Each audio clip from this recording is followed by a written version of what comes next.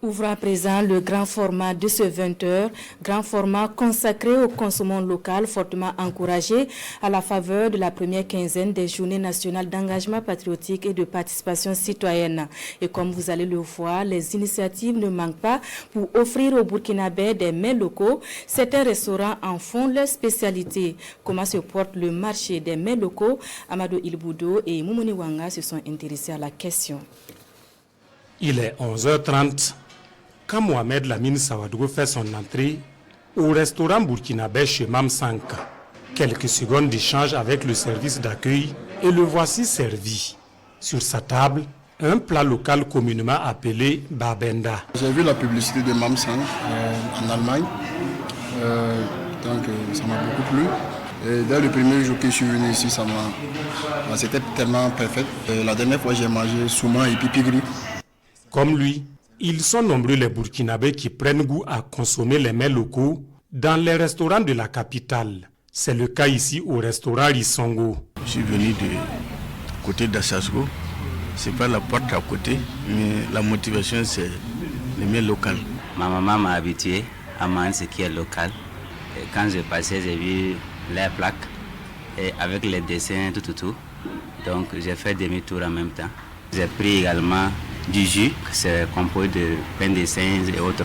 Parmi ces mets, du gonré, du komvado, des appellations en langue nationale maori, autant de plats typiquement burkinabés désormais dans les habitudes alimentaires de certaines familles dans la cité. Tous les samedis, le repas de la maison, c'est ici, je viens de prendre. Le gonré, ça j'adore. Komvado sauté, zamné. Je pense qu'elle a réussi à convaincre tout le monde. Surtout, j'ai un petit garçon qui adore vraiment le babenda. Ça, c'est son repas préféré. Derrière ces initiatives locales, des hommes et femmes dévoués à la cause de la cuisine made in Burkina. Au-delà du business, ce sont des promoteurs guidés par la fibre patriotique. Je voyais partout là où tu pars, tu n'as que des plats d'autres pays. Et quand tu voyages, il y a des coins que tu peux arriver. Si tu veux le repas du terroir, tu arrives seulement à ce coin-là, tu retrouves tous les mets locaux. Et puis je voyais encore que nos mets étaient en train de disparaître. Pour moi, c'est une passion. Pour moi, c'est une valeur ajoutée à mon pays. Dire qu'il y a un restaurant typiquement burkinabé dans un lieu, c'est déjà une fierté. Pas pour moi, mais pour les Burkinabés. Ici, au restaurant Risongo, par exemple, des clients en prennent souvent à destination de pays de la sous-région. C'est dire que la renommée de ces plats locaux va au-delà des frontières. Grâce aux mets locaux, aujourd'hui, Mamsanka même est parti en Belgique promouvoir ça dans un festival d'une Burkinabé qui réside là-bas. Et après tant d'années d'engagement, la mayonnaise commence à prendre. Les gens aiment les mets locaux, ça j'avoue, mais ils aiment ce qui est bien fait. Vu ce que je gagne comme clientèle, vu l'influence que j'ai, je dirais que le Burkinabé consomme les mets locaux. Promouvoir les mets locaux, c'est aussi une priorité du gouvernement burkinabé.